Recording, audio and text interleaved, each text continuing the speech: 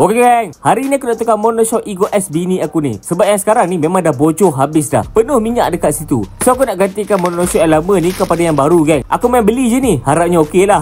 So first kali apa yang aku perlu buat adalah buka dulu cover bawah ni. Buka sekali air intake tu. Aku tak tahu benda ni apa nama dia.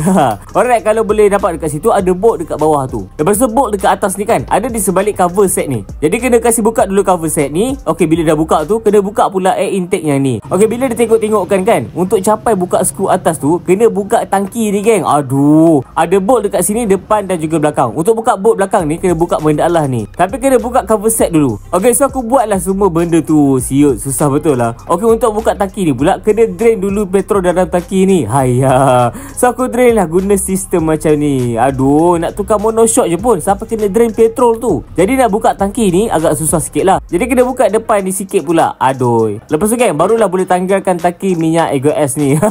Okey, dekat sini barulah boleh capai skru atas ni. Okey, kena buka nut dekat atas ni dan bawah ni cabut bolt dia. Ngam. Lepas tu keluarkan je monoshock lama macam ni geng. Sangat mudah je geng. Ngam cun. So lepas tu barulah boleh masukkan monoshocknya baru geng. Dan geng, seperti biasa, macam tu buka, macam tu jugalah kita pasang balik geng. Bayangkan nak tukar monoshock Ego S ni sumpah banyak hal betul nak kena buka. Buat sakit hati je. Jadi siap dah geng, tukar monoshock dekat motor bini aku ni geng. Okey dan